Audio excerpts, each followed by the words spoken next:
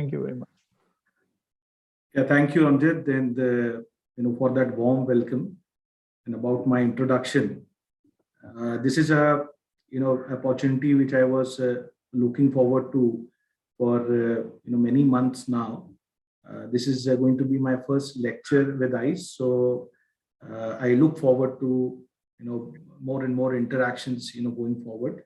So beginning the day today, I think before we get into the lecture and talk about the subject, which is putting your first employee stock option plan into action, I think let me give you a bit of introduction about myself and my company.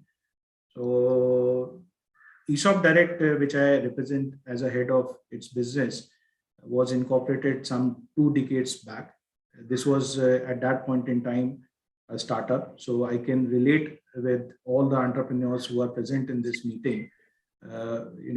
What a journey is from the start to where they will go in future. So when we started off, ESOP was again a concept selling, because 99, 2000, or some years after that, this was more like a concept for the corporates. This was not something where you will find case studies in India. And also, we have seen companies which are more like promoter driven and founders at the helm of its management. So for us to get, as a concept going, required a lot of effort of the team or the founders, at that point in time. But we kept our steam, and today here we are as market leaders. Now, in this journey of 2 decades, we have also gone through a lot of ups and many ups and few downs by the grace of the team who has worked in this company.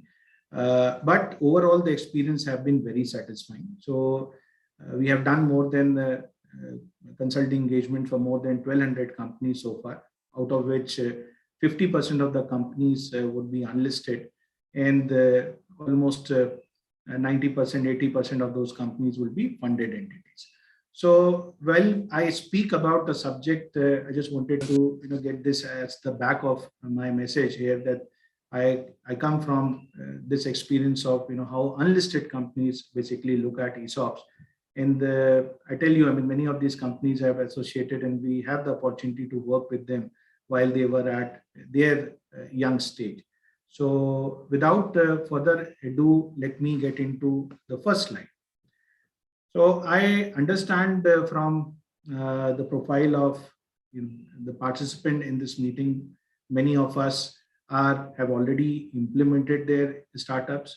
Many would be in the idea stage where they are contemplating how this idea can be further developed.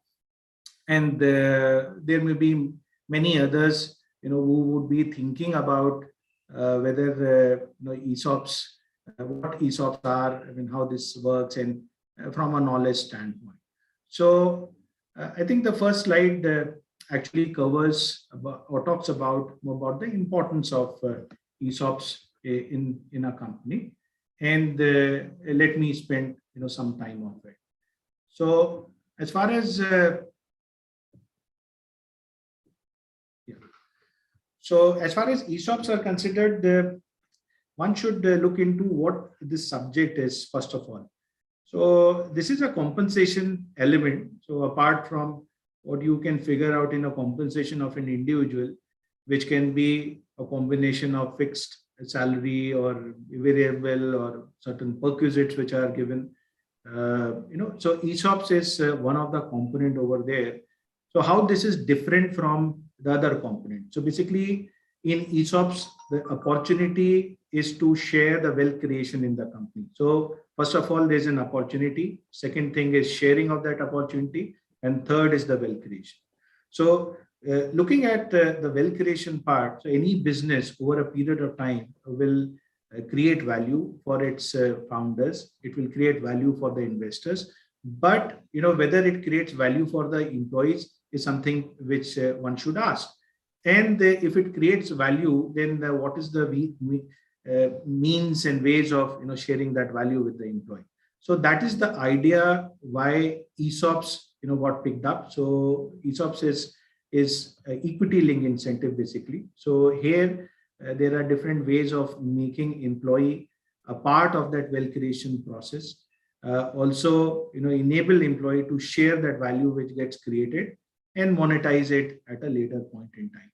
So if you would have heard or you would have read the news in the last 6 months, 12 months period, we have seen a lot of startups making good stories. So we have seen startups which are getting listed. There are around 8-10 listings already in this financial or the last financial year. The previous year. The current financial year, we have seen in FY22 around 8-10 startups which has got listed. So basically, here it's this message is also going down in the startup community, where earlier we have seen, and I can tell this from my experience when I used to consult unlisted companies, that how this will make sense.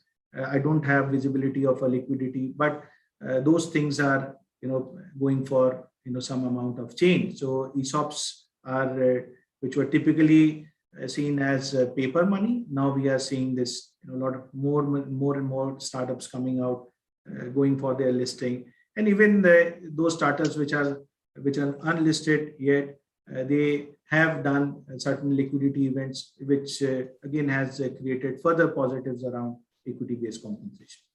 So with this background, if we were to look at a compensation element from a ESOP standpoint, the multiples which ESOP can offer could be 300, 400%, 500%, with on top of the current CTCs or the salary of an employee, which is very attractive for him. So how this helps? This will help the company in its recruitment. Talent is in any good ecosystem, it will be a scarce commodity. So for recruitment, it's going to help you. Companies, especially the early stage companies, would have this tendency, and not only the tendency, but they will also have to preserve their cash flows.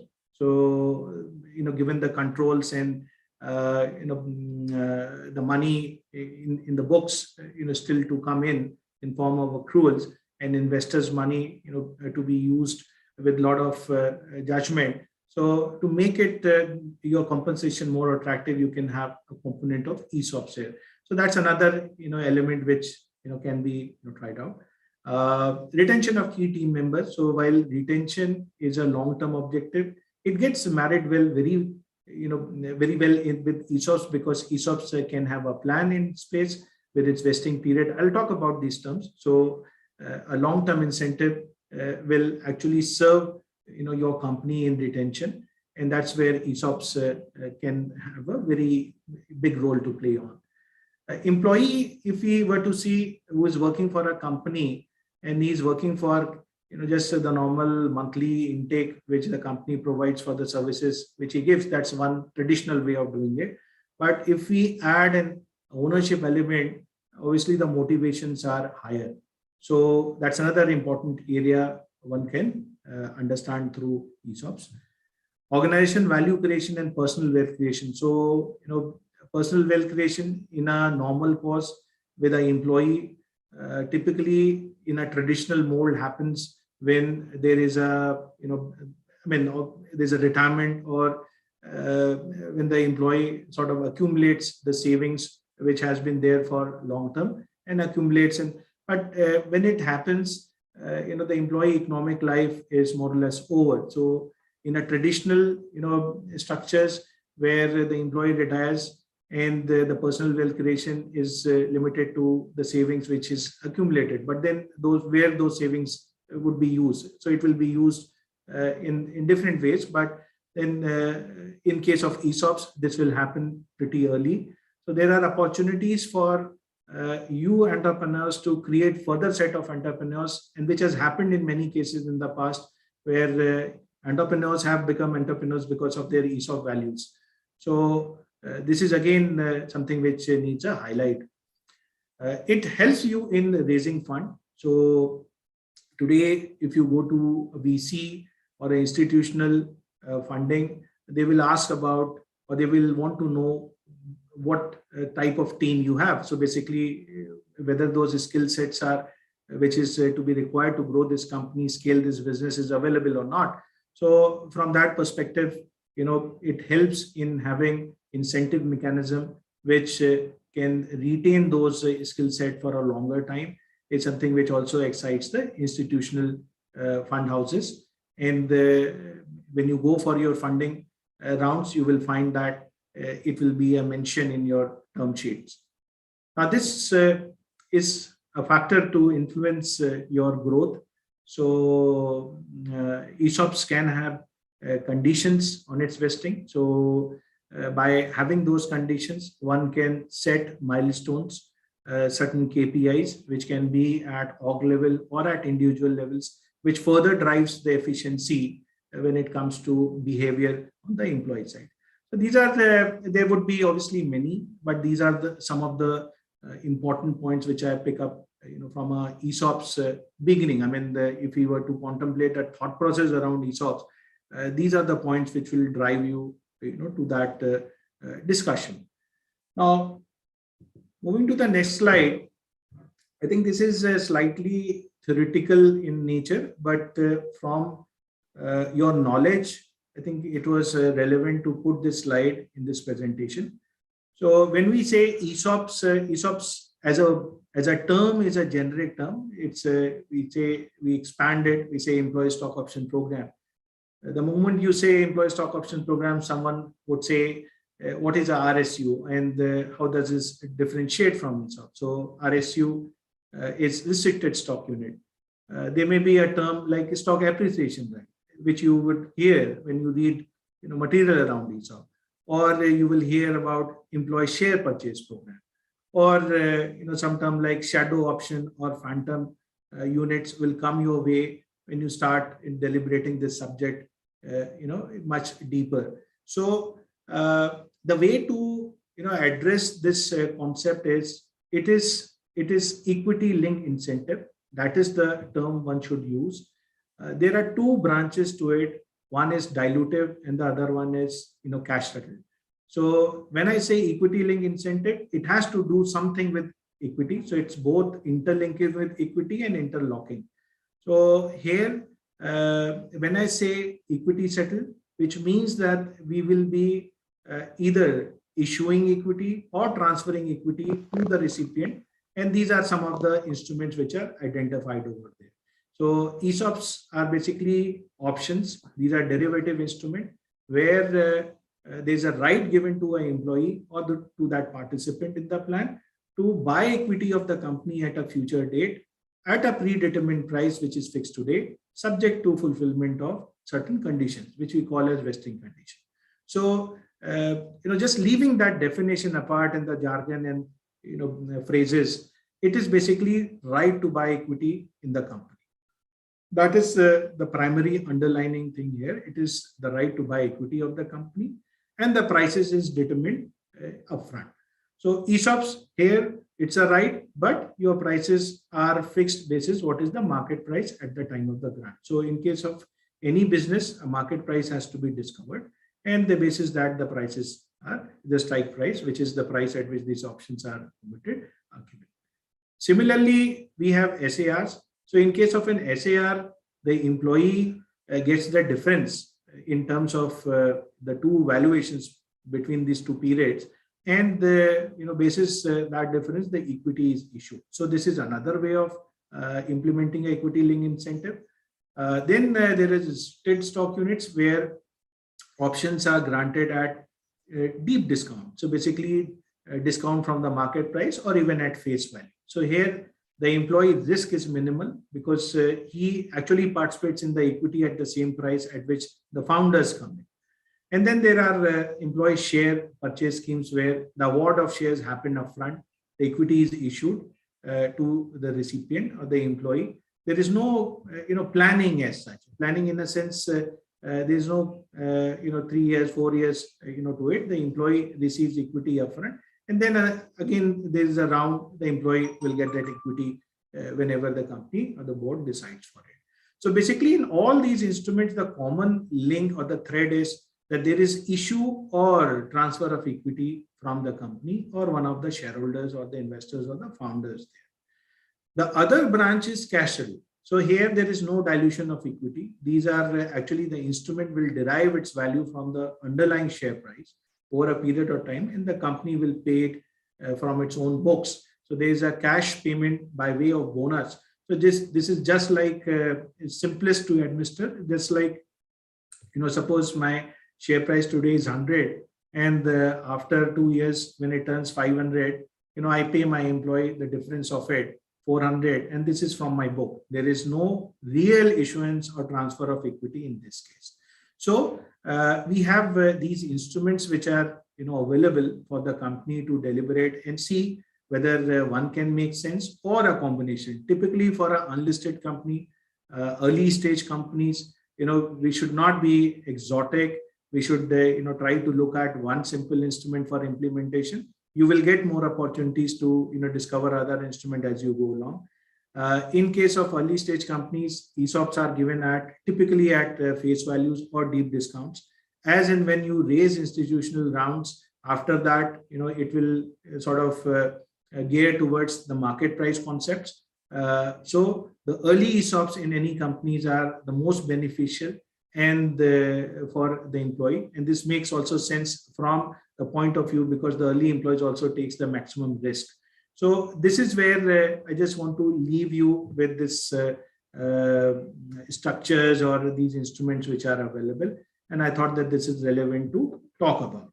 Now, moving to the next slide, I think we should know what these terms are. These are terms which are commonly used in ESOP schemes or equity linked incentive schemes. And one should have the information or the knowledge about what these terms means. So grant is a right which is given to an employee to buy equity at a future date. The quantum is finalized. The price is also determined. So that way, grant is a right which is given, but that right is not crystallized. So the next term, what you read there is vesting, which is where the right get crystallized, which means that the terms and conditions for this grant has been fulfilled by the employee, which means now the right is crystallized, and that vesting as an event happens over the vesting period, which can be any period, 1 year, 2 year, 3 year, 4 year. It can be monthly also. It can be as any period we can contemplate. So during that vesting period, according to the vesting percentages which have been defined. So first year maybe 10% of whatever is granted will vest.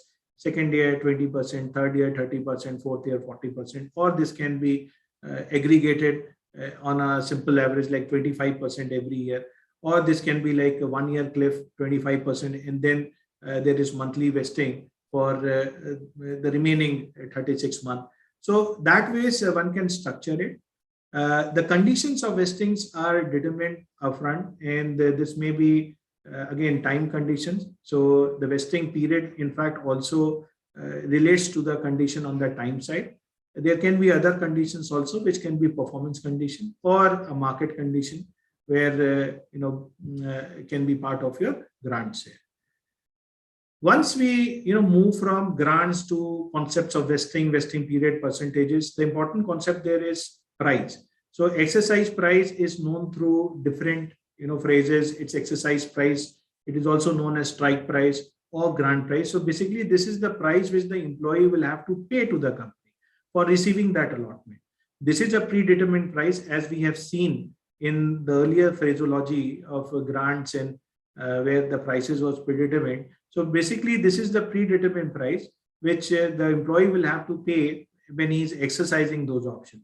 Now the exercise can happen anytime during the exercise period, which is starts from the date of vesting typically. And if these options are not exercised during the exercise period, it will lapse. Liquidity event is the event where the employee monetizes or gets an opportunity to monetize that option. So this can be an IPO of a company where the company stocks are listed and the employee will get an opportunity to sell it. Or this can be a third party who's willing to buy your shares from an employee. So that could be another opportunity, or a fund, when they are investing in, they can also, buy equity from ESOP. So liquidity events can be, defined. It can be, set up in your scheme. It can be prioritized. So this is a very important part of any ESOP scheme for an unlisted company. And one should have a careful deliberation around it, how they should work out. These days, we see a lot of unlisted companies coming out with their liquidity event, even if these companies, they don't go for listing. So listing, actually, I mean, listing on a stock exchange, so IPO or offer for sale. So their liquidity events are specified in a way, whether, who's going to buy, what period, what price. So it comes with some detailing in the scheme document, which the employee also finds is attractive. Then we have a scheme document. So this is basically the set of documents which is represented through a ESOP scheme.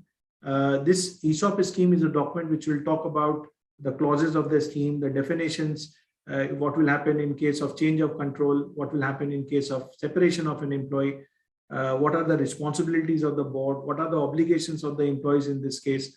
So it's an enabling document which allows company to issue grants whenever it feels to do it, or according to the situations. Similarly, a scheme document is not just the isolated document. There is approval process for enabling ESOP scheme in the company. So basically the shareholders resolution, the board resolution, the explanatory notes to it is also part of it. So compliance from a implementation standpoint is governed by Companies Act. And when we are setting up a company, we'll have to ensure that we fulfill that compliance, because until unless the compliances are taken care of, any verbal promise or any written promise or mention on joining letters will not have legal validity to it. So as a company, under the Companies Act, we'll have to comply with the process of having this scheme, having those resolutions properly approved and in place. The other element of the documentation, which is very important, is the grant letter. So all these documents, whether the scheme or resolution, will not mention the individual terms and conditions. So those gets described in a grant letter. So this is the individual document which a company will send to its employee, and this document will be different for different employees. And this is where the terms and conditions or any detailing, for example, difference in quantum of grants or variance in pricing of these options, or for that matter, any price or any terms and conditions which are materially different will be specified over here. So these are the terms which you will hear when you read about ESOPs or you hear about ESOPs. So I think this would help you in next time when you are talking or when you are hearing those lectures, will help you understand what these terms actually mean. So in this slide, let us, with the knowledge we have gained so far, let us see how stock options work. So I have a timeline where I'll try to capture the life cycle of a ESOP. So the first stage is the grant, where the employees is identified and they are issued the options and terms and conditions, strike price, etc., has been stated, covered over there. Let's say the example is this grant will have 3 vesting to it, and these are all equal vesting. So this will vest in the next 3 years with a 33% vesting every year.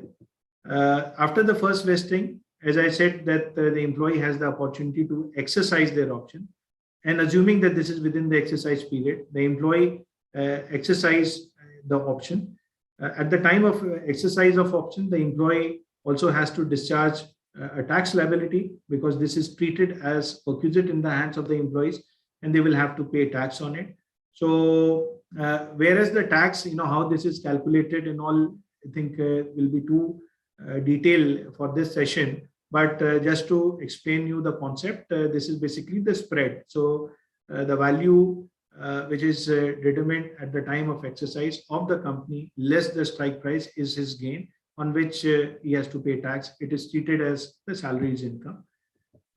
Then assuming that the liquidity event happens in 2024, the employee exercise the balance 2 vestings which has happened, he pays the purgatory tax. And on the event when he is monetizing his option, there is again one more tax component, which is capital gains tax component. So here the employee will have to pay capital gains tax depending on the period of holding. So for equity, also for that matter, let's step back what a capital gains tax is. So a capital gains tax arises when we transfer or sell a capital asset, and securities or shares are considered as capital asset. So there, if you are transferring a capital asset, which happens, as you can see on this slide, when there's a liquidity event, the employee will have to discharge a tax on the capital gains which arises here.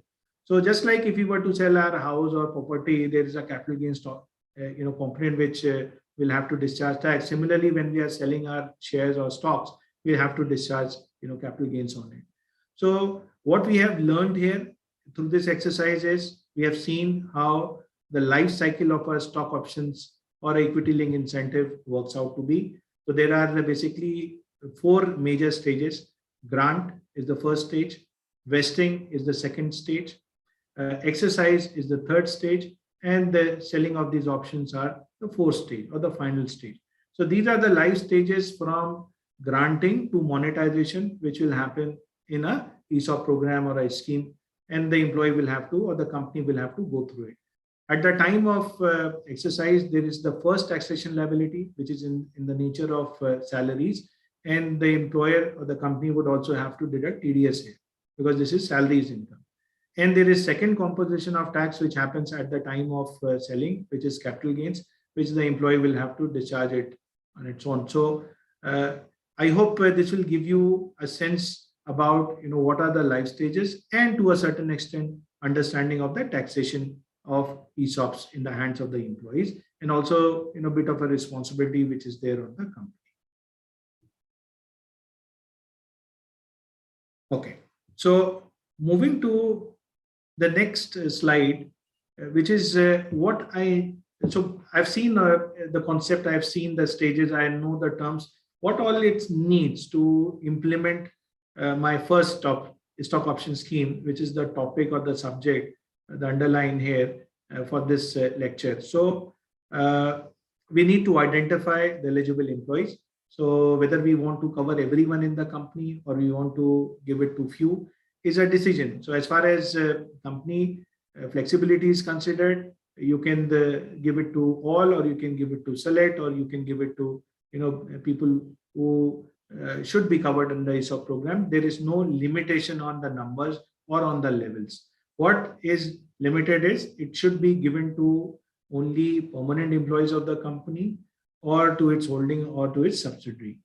Promoters are not allowed for ESOPs as far as the regulations are considered. However, if you are a registered startup and under the Startup India initiative, DP IIT is the body where one can register a startup. So if we are registered startup, then we can grant ESOPs even to a promoter from incorporation up to 10 years. So this is available for registered starter who can grant it to promoters. Otherwise, it can only be given to eligible employees.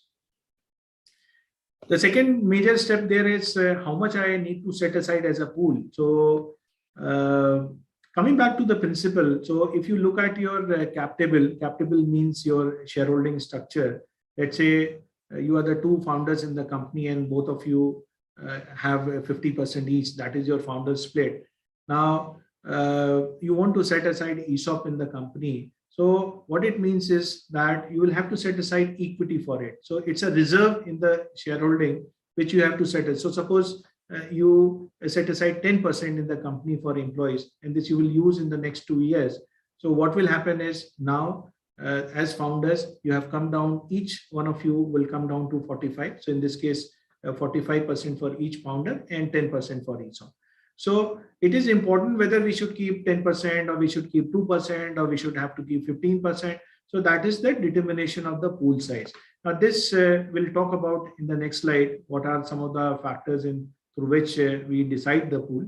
So it is the most important part in any initial discussion for ESOP as to how much pool we need to set aside. Then the selection of instrument.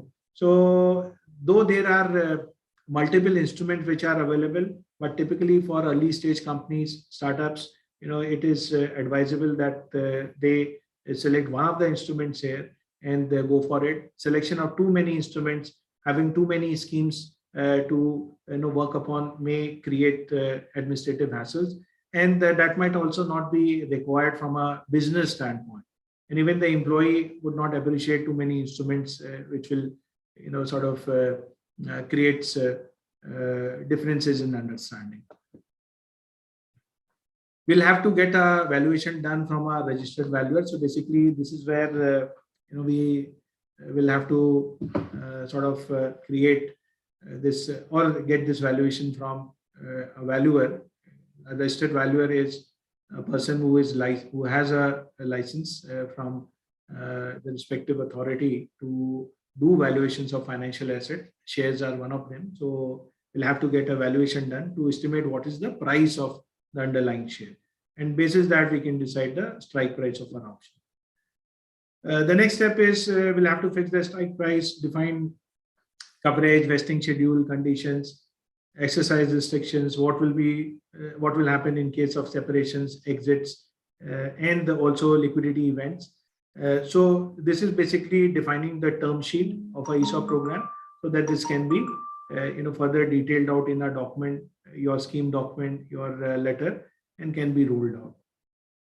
Finally, the approval process of having the scheme document in place, getting those resolutions approved, making a grant to the employee, and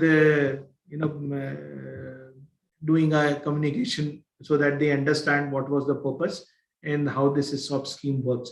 So basically, these are the major steps one can see to while we have to set up a program, we'll have to go through all these stages.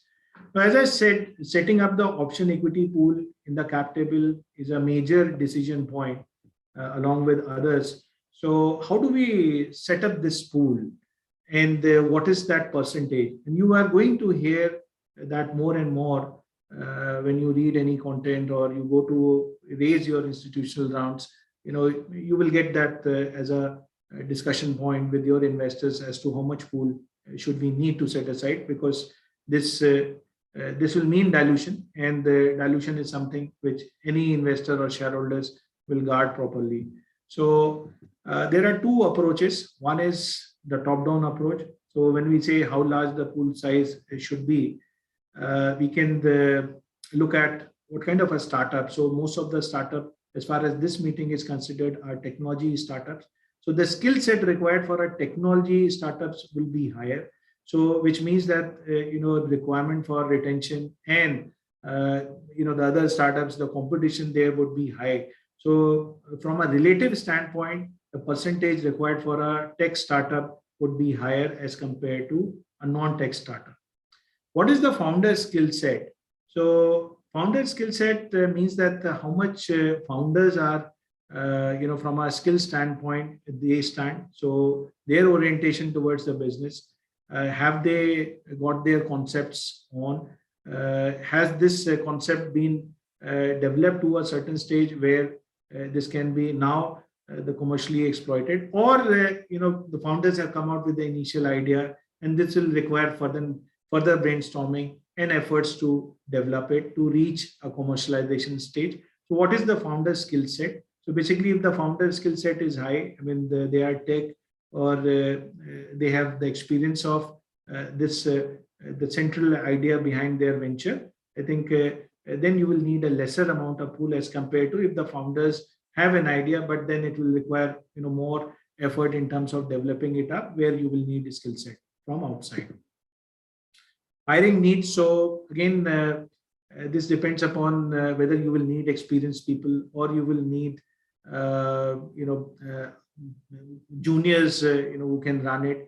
So it depends upon your hiring needs. It depends upon your geography positioning. It also depends upon your, again, from a skill set, whether these are technology or business. So accordingly, your pool size can vary. What is the team size? So are we looking at a larger team size to run this business, or this would be a small team size? typically team size which are larger in nature will have a larger pool requirement as compared to team size which are lower in that need. And talent pool. So basically, where I am, operating my business, what is the availability of the talent pool? So in case if the talent pool is scarce in that geography, obviously I'll need to give more options to attract talent from market, and that will require a larger pool.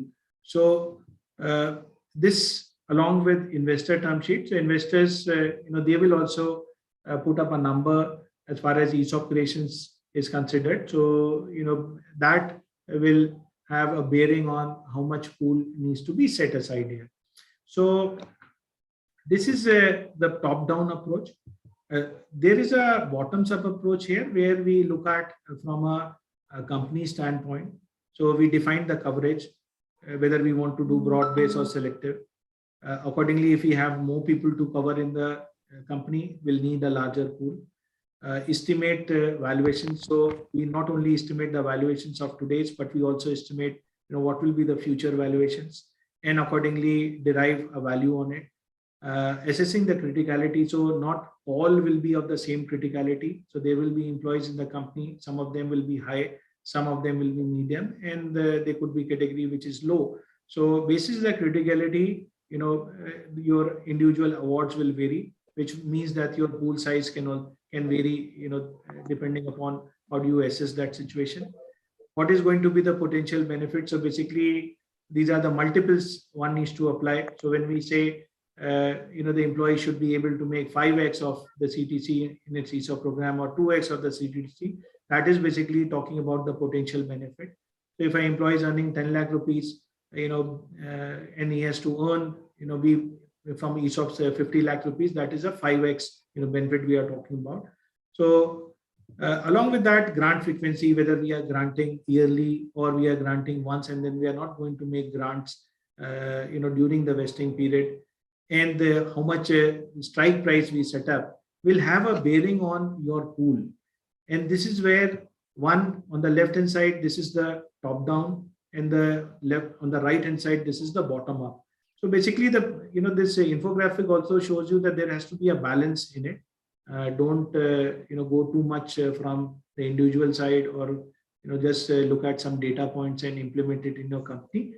There's a sweet spot somewhere in between, which will help you set a right pool for the organization.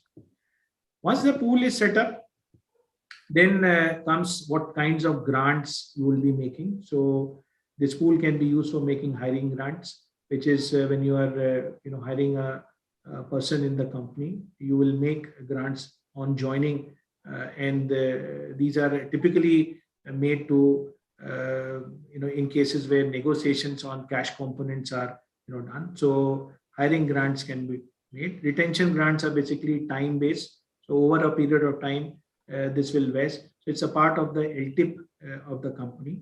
Then we have performance grants. So basically grants which are basis the performance of an employee after it has been appraised, or before the year itself, when the appraisal process. So at the beginning of it, you make those grants, define the KPIs and the conditions basis which the options will be best.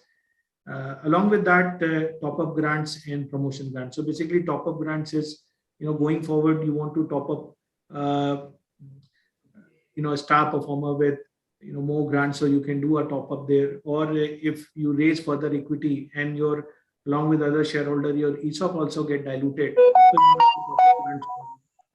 Then promotion grants. Basically, if there is a level up, for an employee, so one level to the next level, some component of promotion grants can also happen.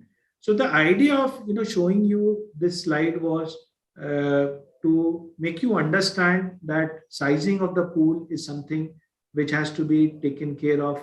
The deliberations have to be done, and what kinds of grants can be made from that pool over a period of time. So a pool is sized up for a certain period. So it is not that you just look at your current requirement and you size up that pool. You look at your future requirements as well, and accordingly you size up that pool and go to the investors or shareholders for that approval process. Okay. Now, coming to the regulations or the compliance part of it, I'll not go much in the details. I think we can read it, in a separate when we have time, going through it.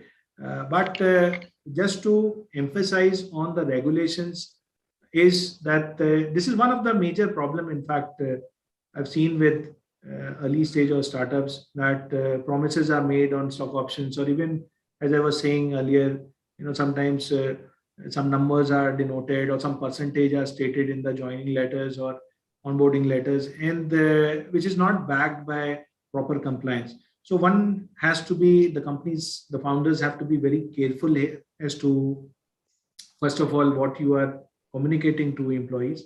There's a compliance process under Companies Act, and then ongoing process of compliance for accounting of these options, and for that matter taxation, because this is the responsibility of the company. So nowhere in this you will see that it's that the company is not involved. So whether this is when you are implementing the program, we'll have to see that the entire sectorial process of ensuring the resolutions are approved, the scheme is properly drafted, the letters are drafted and communicated, is considered. On an ongoing basis, the company will have to comply with the Indian GAAP. So the accounting is done properly, because this has cost implication on the P&L. If you don't do it, I mean, later on, this will come as a huge shock. So, accounting of option. Taxation has a responsibility on the company, because as a company, you will have a withholding requirement of deducting TDS and all. So the point is, one needs to get advised, with the competent people who can guide you through this, process of compliance. It's not that it's my equity and I give it, that way. The processes are there. So it's for the company to ensure that there is no non-compliance, because non-compliance costs are much higher as compared to costs which you will incur for its compliance. So this is where I just want to leave you, with this slide for a minute, so that you can go through.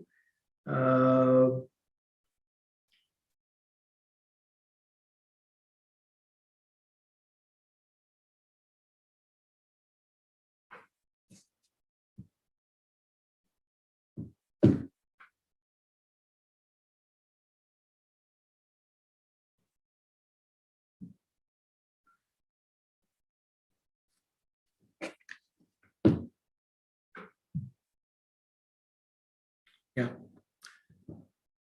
So the next part of my discussion would be on some of the industry best practices, what we see. So now we have, if you were to summarize what we have done so far. So we have went through the importance of stock options. What is the principles or the rationale behind the company looking to implement stock option program? What are the terms which are used in a stock option program? We have also seen a life stage of our stock options and that timeline. And we have seen that grant vesting exercise, and then the finally sell. We have also went through what are the requirements in terms of implementing a stock option program. So we have seen identification of employees, setting up that pool, selection of instrument, getting a valuation done, what will be the terms pertaining to strike price, vesting condition, term, exit route, others. And then we also have seen the compliances. We have gone through in some details as to what the company needs to do in terms of when it's to decide the ESOP pool for it. So and along with that, we have seen what are the regulations pertaining to Companies Act, income tax and accounting. So now in this part of the session, let's go through what are the industry best practices. So these are, this is based on the data survey we have got while we asked certain questions to unlisted companies. And this survey was participated by more than 50%, 50 companies. So when we asked this, the first question was about the coverage. So as we know, the choice is to give everyone or to select. When we ask about the coverage part of it, the response which we got was that they covered only 10% of their employees. So the answer, we should not just take it as the 10% the others have done, so we should be doing 10% in our company. That's not the case. The case is these companies may have, 5 years, 6 years, though they are still unlisted, and initially they may have done more or less. So when we are talking about these data points, we should look at it in some relation. So when we have asked this question, the survey respondents say to us that around mostly this was around 10%, but still there are 14% companies or 14% of the responses where they have said 51%. So though the inclination is towards limited coverage, but there are also companies who are doing certain amount of broad-based. When we ask question about grant frequency as to whether you are granting annually or you are granting one-off grants and or you are granting some other basis. So the response which we got from the majority of the participants was that the grant frequency was annual, which means that they were granting on an annual basis. So what, again, the relation we can draw here is it's like a year appraisal where along with CTC cycles and payroll cycles where increments happen, this was also made part of it. So this is what we can see from the coverage and the frequency standard. When we ask question about the instrument, so most of these companies stated that they have done only ESOP, whereas there were companies who have done multiple instruments, but their numbers were limited. On the ESOP pools side of it, greater than if you look at the percentage terms, 5% ESOP pool was something which most of these companies came with their response. However, there have been companies which are between 5 to 10%, and also companies with more than 10% equity pool.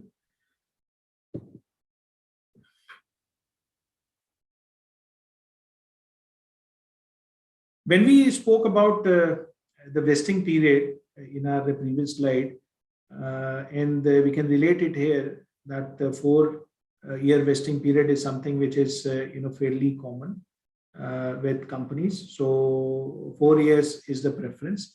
In my experience, also I've seen unlisted companies program having vesting period which is 4 and 4 years plus. So 3 to 5 years is something like a range.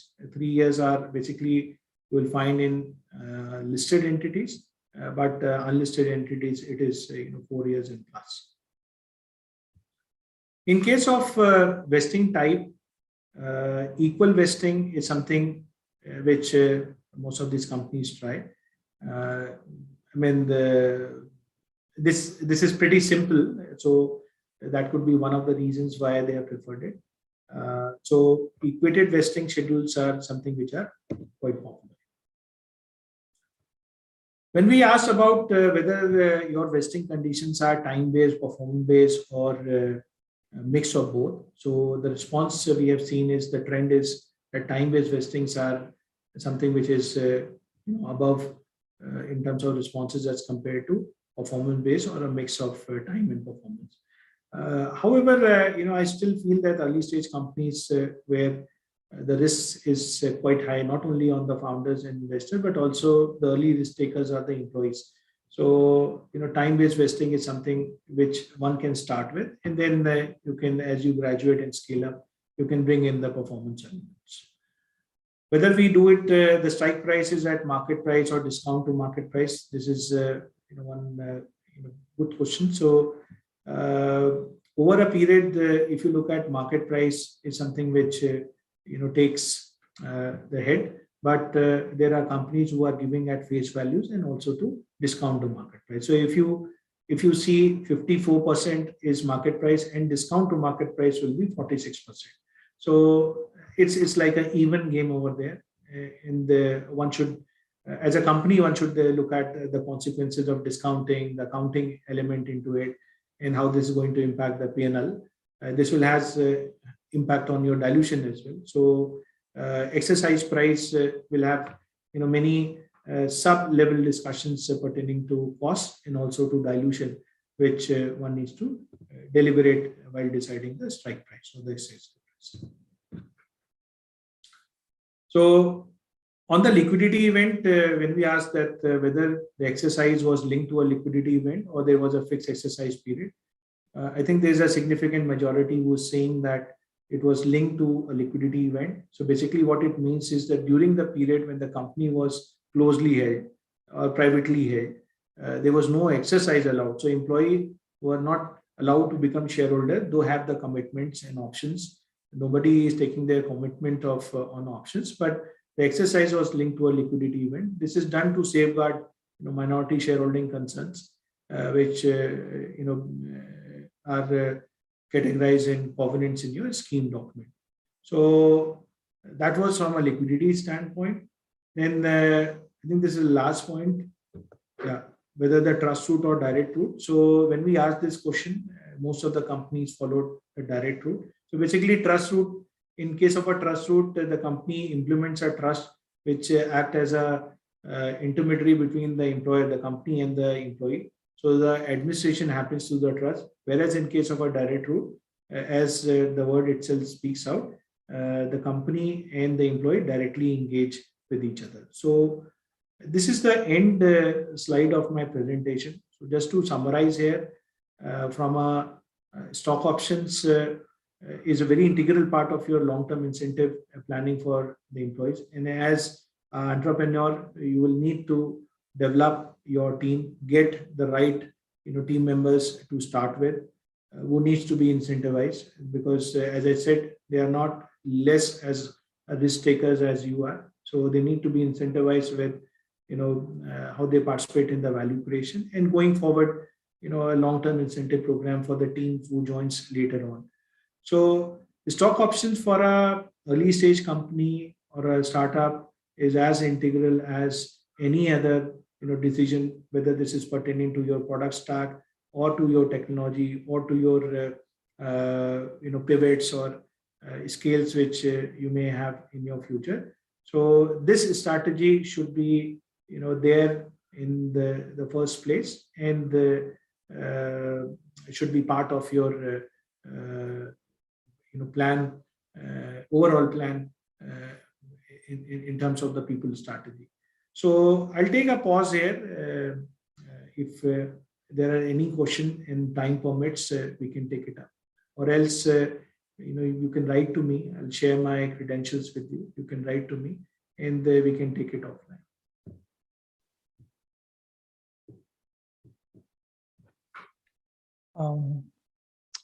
Thanks, Jalaj, for a very exciting talk. I think that's very helpful.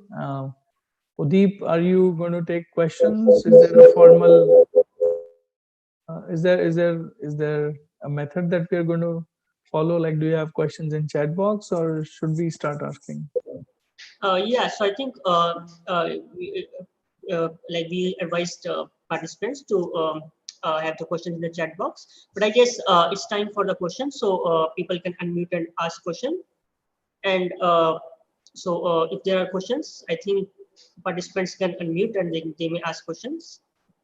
So let me start with the first question, Jalaj. So I wanted to know that when we decide to, or when we start a company, let's say, and there is 100% equity shares which are again divided among founders and other people who are stakeholders in the company.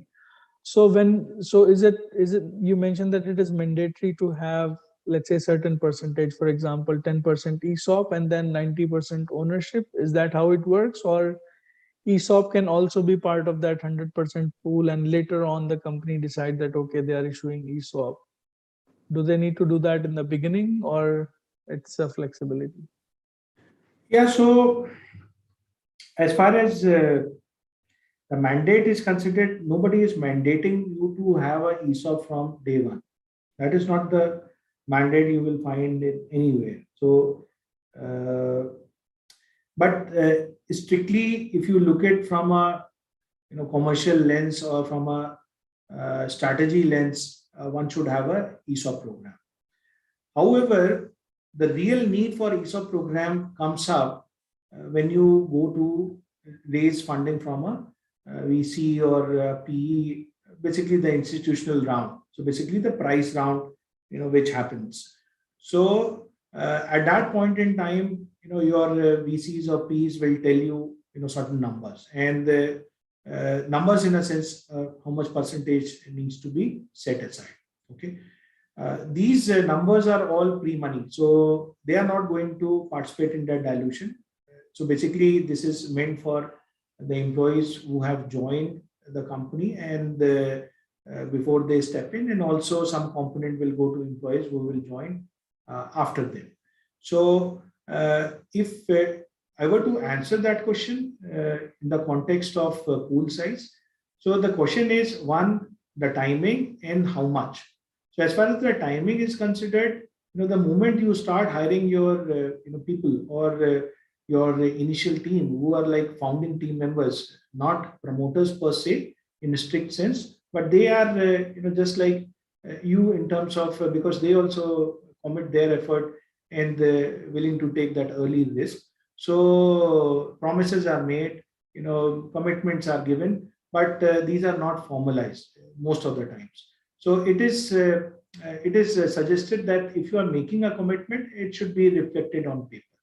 The argument against doing ESOPs early is that the business model is still untested. We don't know whether this will go to that pivot stage or whether this product itself will see the light of the day or not. So that could be the counter to it, that even if I have hired my founding team, I will not do ESOP until unless I have a vision of getting this through. So my suggestion there is that if there is a reasonable certainty, even if you have not raised any institutional round, you should be able to implement your ESOP program, set aside that pool, because that gives further confidence to your founding team members that they have some equity component in the company. And it might also happen. It might also happen that they have come from well-established, careers and joining your startup. So it is good to give them equity stake. Equity stake, I mean, is ESOPs in the company. And when we are giving ESOPs, then it should be formalized. So if you are doing it, then this will be like a reserve which will get created. So in that example, the two founders in that example will come down from 50% to 45%, and 10% will be reserved. Now, out of that 10%, you use 2%, which means that the committed percent of that 10% is 2%, whereas 8% is still available. So that is one scenario.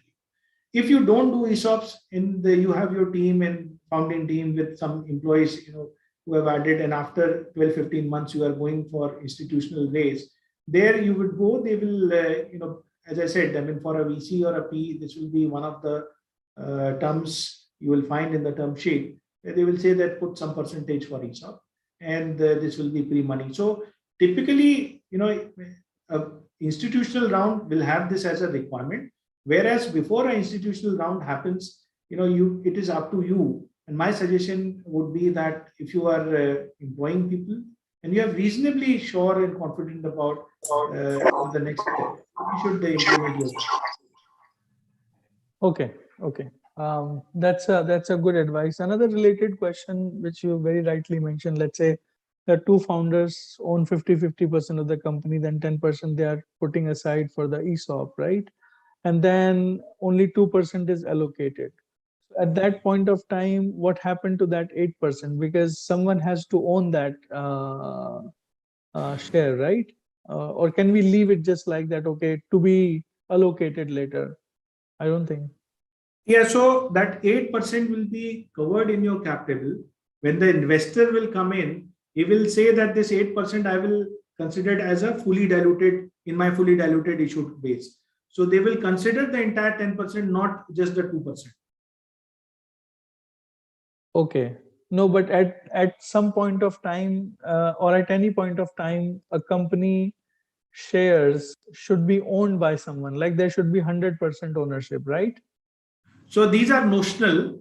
Okay. These are, so on the equity side of it, when you see your members register, it will still be two founders who are holding 50% each. So let's say 100 equity is there, they will be still holding 50-50 each. But now you have issued ESOPs, or you have committed ESOPs, which is 10%. So your fully diluted base is like 110, whereas your member register will only show two individuals holding 50 shares each. So it is, the real equity will still be 100, whereas this 10% is a notional pool which gets created. Okay. So from a Excellent. valuation standpoint, when somebody as an investor will come in to invest in your company, he will consider that this 10% is already issued. Okay. And also, like, for example, if employee get options and then they stick to the company for a couple of years. Now, let's say company went public and then started doing well. They also started issuing bonus shares on the main shares. So does ESOP also qualify for bonus shares? Do they grow? So, yeah, so as far as ESOPs are considered, if you do any corporate action in the nature of bonus, which is going to benefit the other shareholders, but whereas ESOPs, these are just options in the hands of the option holder, they will be adjusted. Okay, so the benefit which the other shareholders will get, that benefit will also get passed to the option holders. If those option holders have become shareholders by virtue of exercising, then they will get bonus shares just like any other shareholders. ESOP shares are common class equity shares. They will be treated at par with other shareholders of the same class. Okay, so it has to be exercised. They just have the option to buy. Is that right? Yeah, so there are two states. Either they are option holders or they have converted their options into equity. Let's say I received 10 options in this company and I have exercised 5 options. So I have now become a shareholder for those 5 shares, where I still had 5 options which are vested with me. Now there is a bonus. And in that bonus issue, there's a 1:1 bonus issue. So what will happen? I will receive 5 shares against my shares which I have, I'm owning in lieu of exercising my options. So I will receive 5 shares, but what about my option? I need to adjust it. So those 5 options will become 10 options. Okay, and let's say an employee who works for a company for 5 years, didn't exercise, it's not expired, still it's valid. So can he also transfer those ESOPs to another employee No, for a value? no. So it is not allowed. So transferring of employee stock options is not allowed.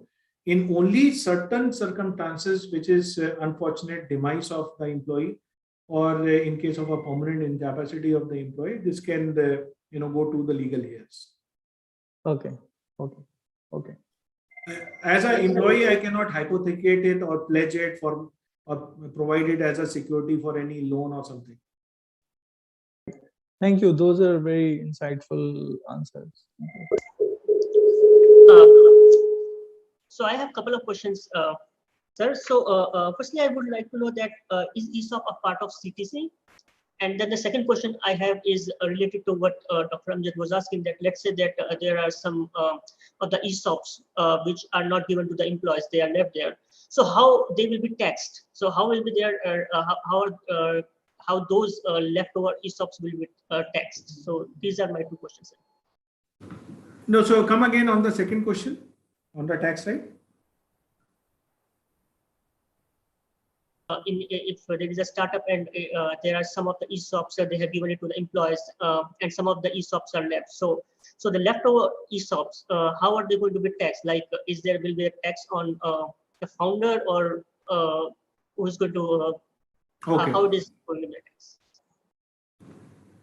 Yeah. So your first question was whether ESOP is a part of CTC, and so the answer is yes. It's a part of your CTC, but then what value you will show in the CTC if it is a part of it, because it's a future derivative instrument. We don't know for sure what is the value of it. So typically it is represented as the numbers in terms of units which are granted over there without a value. The value can be, quite misleading in this case, because value can get derived from the future share price, which nobody knows today. Okay, so from a concept standpoint, yes, this is part of a CTC. Even the Companies Act recognize ESOPs as a form of managerial remuneration, so it gets incorporated there. But then when it comes to the disclosure element, value is very difficult to be stated over there. So that is one. Second is, when you say that what happens to ESOPs which are left in reserves, I construe that way. These are unallocated, unused. What happens to them? It lies over there because taxation is on the individual who is getting benefited of it. Now, ESOPs which are there in reserves, nobody is getting benefited out of it. It is there in the reserve. It's like an enabling pool which the company has to make a future grant. And that grant can happen from the pool. But nobody, until unless a grant has happened to an individual gets benefited out of it, there is no taxation consequences.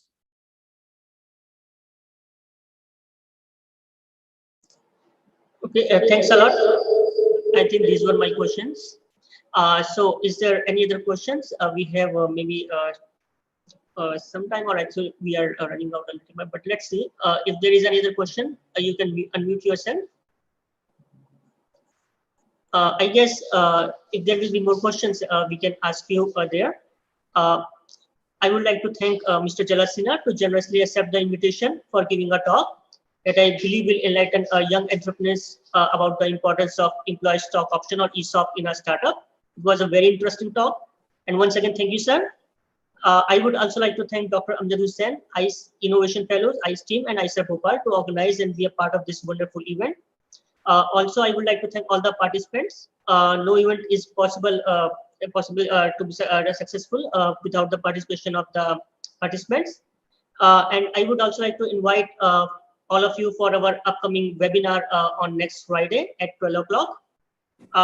And you can subscribe to us to our YouTube channel to keep updated. And you can also follow us on Twitter at IICE, IISER, IICER, and LinkedIn. Thank you all. See you next Friday at 12 p.m. Thank you. Thank you. Thanks. Thank you. And my good wishes for your venture. All of you, my good wishes, and also to IICE and Amjad and Udeep, all the team over there, for the work you are doing for the startup ecosystem. All the best to you. Thank you so much.